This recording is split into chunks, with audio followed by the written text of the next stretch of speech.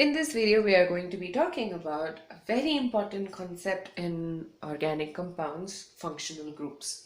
So functional groups are basically an atom or a group of atoms which are joined in the carbon chain, and these are responsible for the various chemical properties that that particular compound shows. So alkanes are the only set of compounds which do not consist of any functional groups. So they don't have a double bond, they just, carbon, hydrogen, the hydrocarbons. First of all, alkene, that is this double bond, is one of the it's like the simplest functional group that exists. So here you have basic classification of the functional groups can be done into three. The first one is they contain carbon-carbon multiple bonds. So it can be a double or a triple bond. So you have an alkene has a double bond. So this is your functional group. Alkyne has a triple bond. This will be the functional group. And arenes also have double bonds. They have multiple bonds. So all of these considered functional groups. The next one are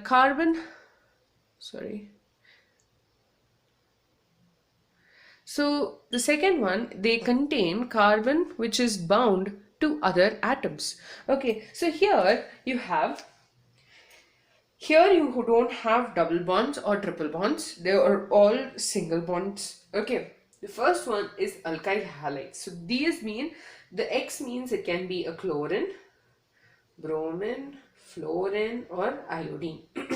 So all of these form, so Cl when it's bound, it's called as alkyl chloride. So alkyl halides have an halide as a functional group. Next is alcohol. You have the OH as the functional group. Ether will have two carbon atoms. In between these two you have an oxygen in between them. Okay. Then, so this was the functional group. Amines have an NH2. So thiols, on the other hand, have a SH group as their functional group. So all of these have only carbon single bond to that other atom. And here you have the heteroatom, or rather another atom coming into the picture. So here you have halides, oxygen, nitrogen and sulfur. Now, in case of carbon containing, so these functional groups have carbon which is bound to other atoms again, but here you have a multiple bond coming into play. So first you have aldehydes here, and so this entire group is the functional group. So COH is the functional group for aldehydes. Ketones, on the other hand, here you will have the CO, it's bound to two other carbon atoms. Here the CO is bound to a hydrogen and a carbon, that's an aldehyde. When it's bound to two carbon atoms, it is a ketone.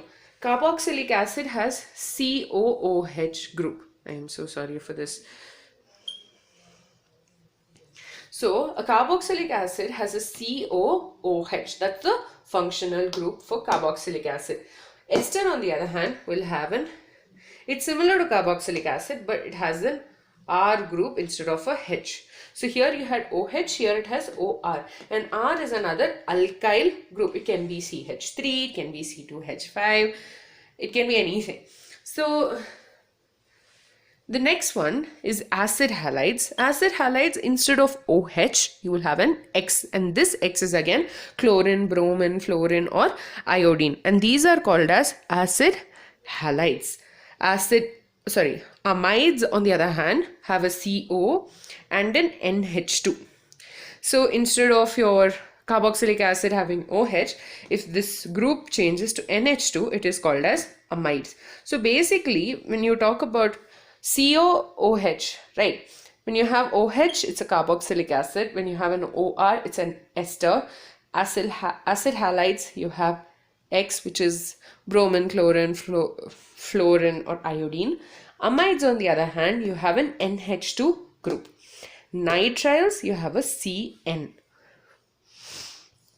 So the reason this is very important for you to remember is because the next topic, or rather yeah, I think in the next topic we will be discussing about nomenclature, and each of these functional groups will have their unique name. Like you need to denote them in a particular name, right? So for you to be able to do that easily, it's better that you understand what the various functional groups